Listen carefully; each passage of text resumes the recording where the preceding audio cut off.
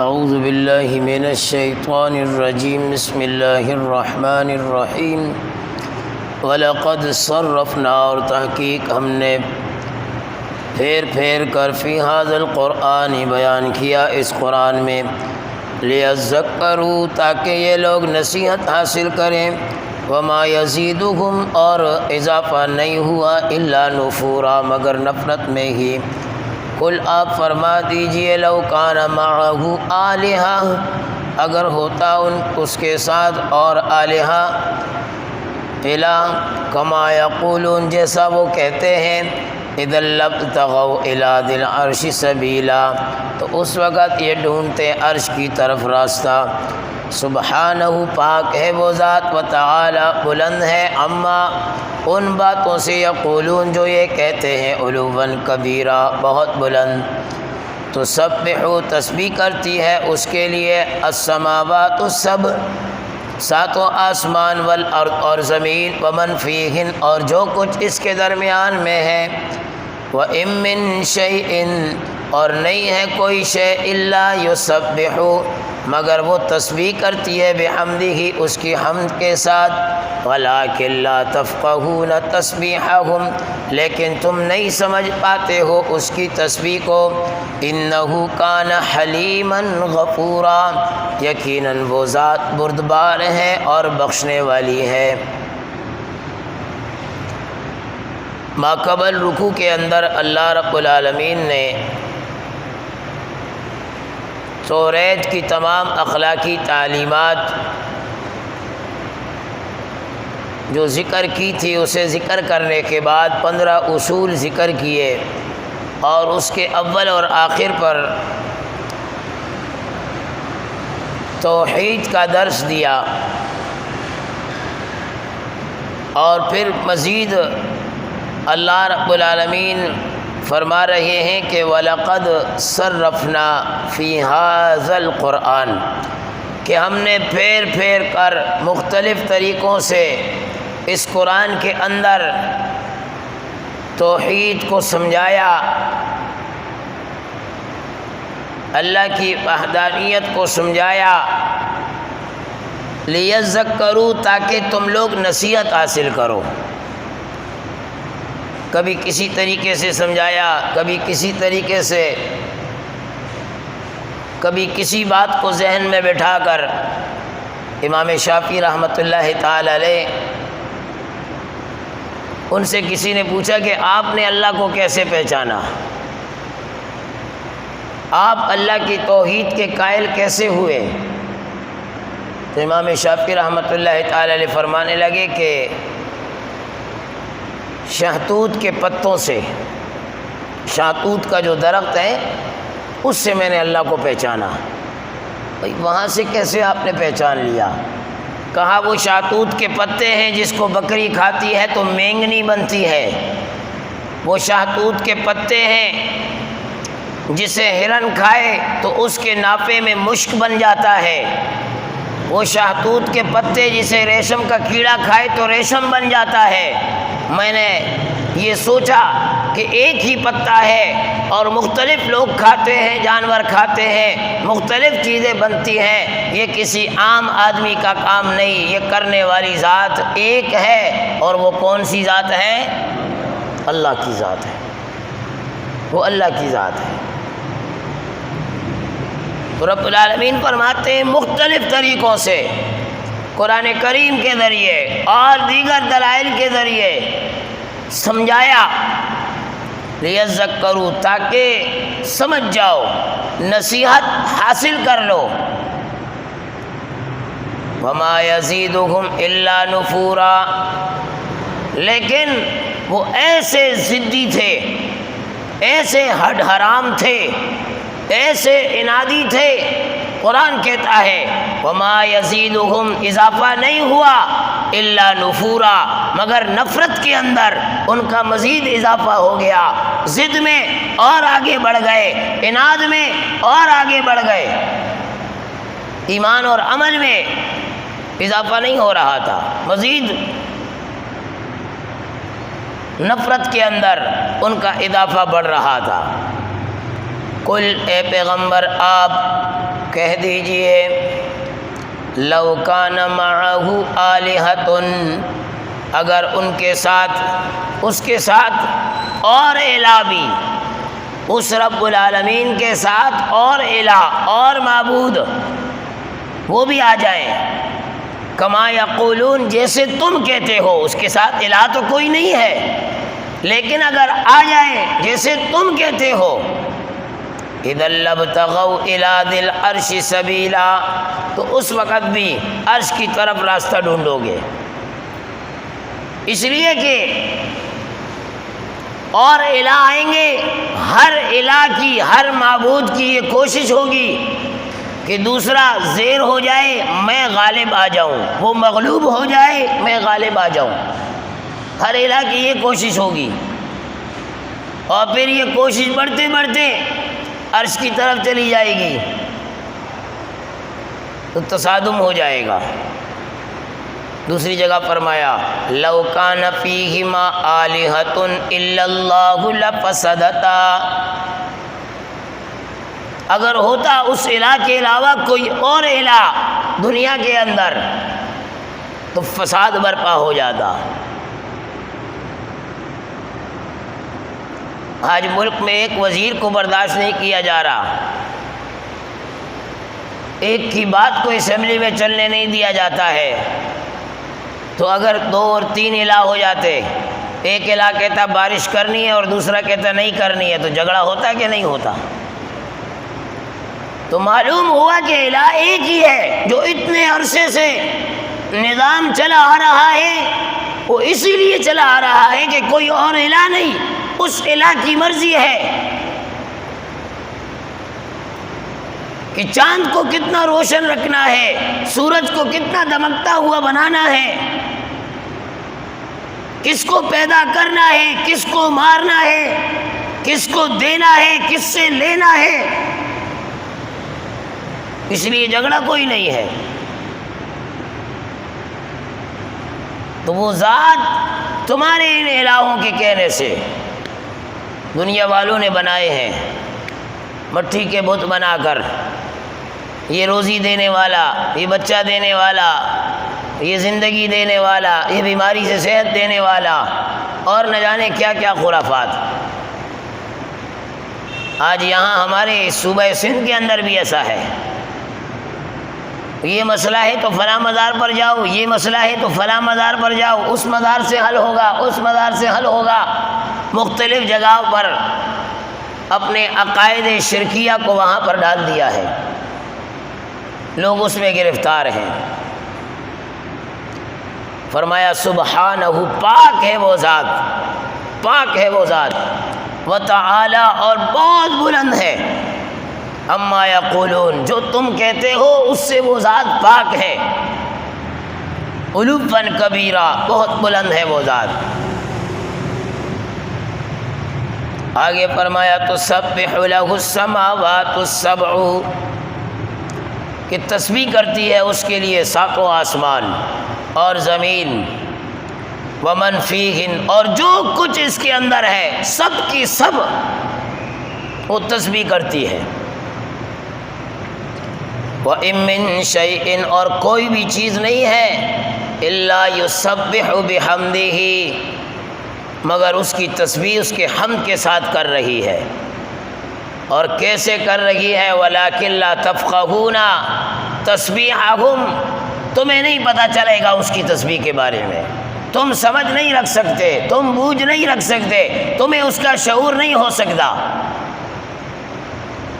کائنات کی ہر شے وہ اللہ کی تسبیح کر رہی ہے، شیر دھاڑتا ہے اس میں اللہ کی تسبیح ہے، چڑیا چہچہاتی ہے اس میں اللہ کی تسبیح ہے۔ ابن عمر رضی اللہ تعالیٰ عنہ فرماتے ہیں مینڈک کو قتل نہ کرو، اس کی ٹرٹراہٹ میں اللہ کی تسبیح ہے۔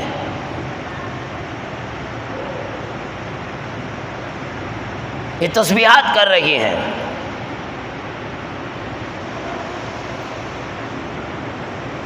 آپ علیہ الصلوۃ والسلام کے ہاتھ میں کنکر آئے، کنکروں نے تسبیح کرنا شروع کی،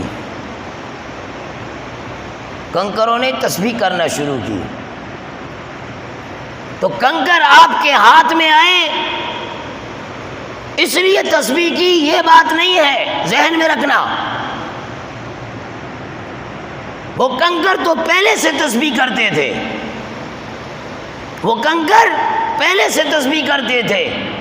آپ کے ہاتھ میں آئے، آپ کا معجزہ کیا تھا کہ وہ ایسی تسبیح کہ لوگوں نے سنا، یہ آپ کا معجزہ تھا، وگرنہ وہ کنکر تو پہلے سے تسبیح کرتے تھے۔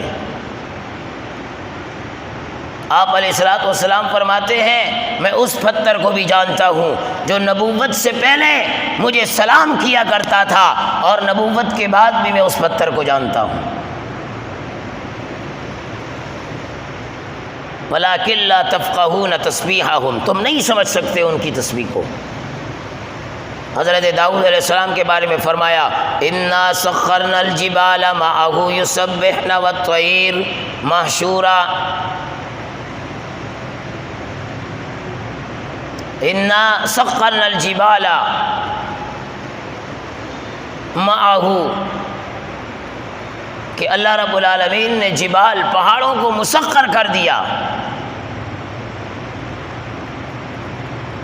اور وہ صبح اور شام تسبیح کرتے تھے، صبح اور شام۔ وَالطَّيْرَ مَحْشُورًا، پرندے جمع ہو جاتے تھے، كُلٌّ لَّهُ أَوَّابٌ، ذکر کے لیے جمع ہو کر وہ تسبیح کرتے تھے۔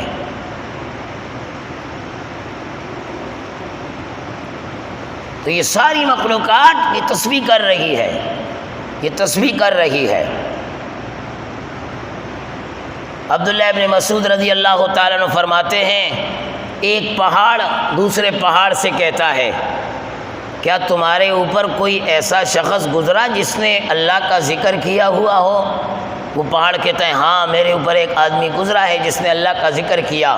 تو یہ دوسرا پہاڑ خوش ہوتا ہے کہ بھائی بہت اچھا کہ تمہارے اوپر ایسا شخص گزر گیا جو اللہ کا ذکر کیا کرتا تھا، جو اللہ کا ذکر کیا کرتا تھا۔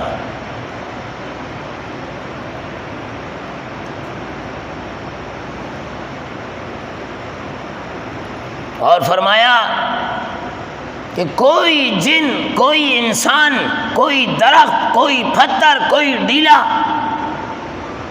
وہ ایسا نہیں ہے جو مؤذن کی اذان کی آواز کو سنے اور قیامت کے دن اس کے ایمان کی وہ گواہی نہ دے۔ تو درخت، پتھر، انسان یہ بھی گواہی دیں گے۔ تو یہ تسبیحات کرتے ہیں۔ ان منہا لما یہبط من خشیۃ اللہ، ہمارے علاقوں میں بڑے بڑے پہاڑ، ان پر بڑے بڑے پتھر، اتنے بڑے پتھر کہ ان کو ہلانا اور ادھر ادھر کرنا یہ ناممکن ہے۔ اگر ہمیں پتھروں کی ضرورت بھی ہوتی ہے تو ان میں چھوٹی چھوٹی سرنگیں مار کے بم رکھ کر، بارود رکھ کر پھاڑا جاتا ہے، چھوٹے چھوٹے ٹکڑے بنائے جاتے ہیں۔ لیکن بعض دفعہ وہی پتھر ایک جگہ سے دوسری جگہ سرک کر چلے جاتے ہیں۔ وہ کیوں جاتے ہیں؟ ان منہا لما یہبط من خشیۃ اللہ، جس کو کوئی انسان ہلا نہیں سکتا، وہ ہل کر ایک جگہ سے دوسری جگہ گیا، وہ اللہ کے خوف اور خشیت سے گیا ہے۔ وگرنہ دنیا کی کسی آدمی کی وہ طاقت نہیں ہے کہ وہ اس کو ادھر سے ادھر کرے۔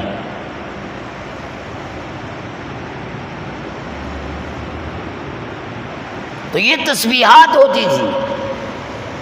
صحابہ فرماتے ہیں کہ ہم نبی کے ساتھ دسترخوان پر بیٹھتے تھے تو جو کھانا ہوتا تھا وہ کھانا بھی اللہ کی تسبیح کرتا تھا، اور ہم پیغمبر کی وجہ سے اس تسبیح کو خود سنتے تھے، اپنے کانوں سے سنتے تھے۔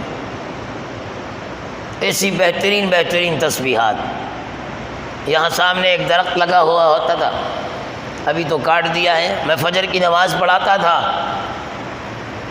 اس درخت پر صبح صبح اتنے ساری چڑیے اور پرندے اور ایسی بہترین آوازیں وہ نکالتے تھے۔ اور میں جب سورہ تبارک الذی پڑھتا فجر کی نماز میں، تبارک الذی بیدہ الملک، مبارک ہے، پاک ہے وہ ذات، برکت والی ہے وہ ذات، بیدہ الملک، جس کے ہاتھ میں ساری بادشاہت ہے، وَهُوَ عَلَىٰ كُلِّ شَيْءٍ قدیر، وہ ہر شے پر قادر ہے۔ میں حیران رہتا تھا، یا اللہ یہ پورا اتنا بڑا محلہ سب غفلت کی نیند سو رہا ہے اور یہ پرندے جاگے ہوئے ہیں۔ حضرت ابو بکر صدیق رضی اللہ تعالیٰ عنہ فرماتے ہیں، افسوس ہے انسان تجھ پر کہ تو سویا ہوا ہے اور پرندے جاگ گئے ہیں، پرندے جاگ گئے ہیں، پرندے جاگ گئے ہیں۔ پچھلے دنوں ایک نوجوان آیا تھا کچھ پوچھنے کے لیے، میں نے اس سے کہا کہ میں نے آپ کو کبھی دیکھا نہیں ہے۔ مجھے کہا آپ سے بھی میری پہلی ملاقات ہے، آپ کو بھی میں نے نہیں دیکھا۔ میں نے کہا میں تو 5 وقتہ نمازوں میں یہاں ہوتا ہوں، اور آج سے نہیں، ایک عرصہ ہو گیا۔ اس نے بھی بتایا کہ پتہ نہیں کتنے سال ہو گئے ہیں۔ الامان والحفیظ یہیں پیچھے پڑوس میں کہیں رہتا ہے۔ کئی ایسے ہیں، ایک میاں بیوی آئے، اس شوہر کی اس بیوی نے مجھ سے کہا کہ مولوی صاحب ایک زمانہ گزر گیا ہے، میں نے کبھی صبح کی روشنی کو نہیں دیکھا، صبح کی روشنی کو نہیں دیکھا، ہم اٹھتے ہی اتنے تاخیر سے دیر سے ہیں۔ الامان والحفیظ۔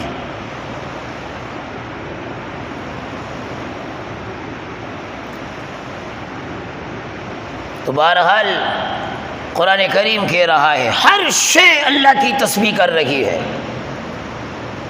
اب میں یہ کوشش کروں کہ اس کی تسبیح کو سنوں، اور قرآن کہہ رہا ہے وَلَٰكِن لَا تَفْقَهُونَ تَسْبِيحَهُمْ، تم نہیں سمجھ سکتے اس کی تسبیح کو، اور اگر کوئی سمجھ لیتا ہے اس کی تسبیح کو، یہ کرامت ہے، اس کا انکار نہیں ہے۔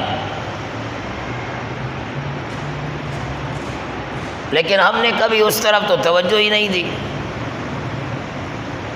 تو ساری چیزیں وہ اللہ کی تسبیح کر رہی ہیں، وہ اللہ کی تسبیح کر رہی ہیں۔ آپ علیہ الصلوۃ والسلام نے فرمایا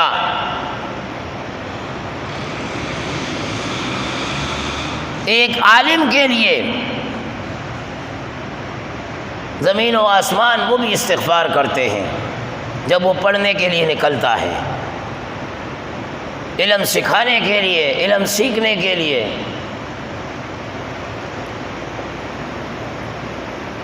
بلکہ فرمایا سمندر کی مچھلیاں تک اس کے لیے استغفار کرتی ہیں، اس کے لیے استغفار کرتی ہیں۔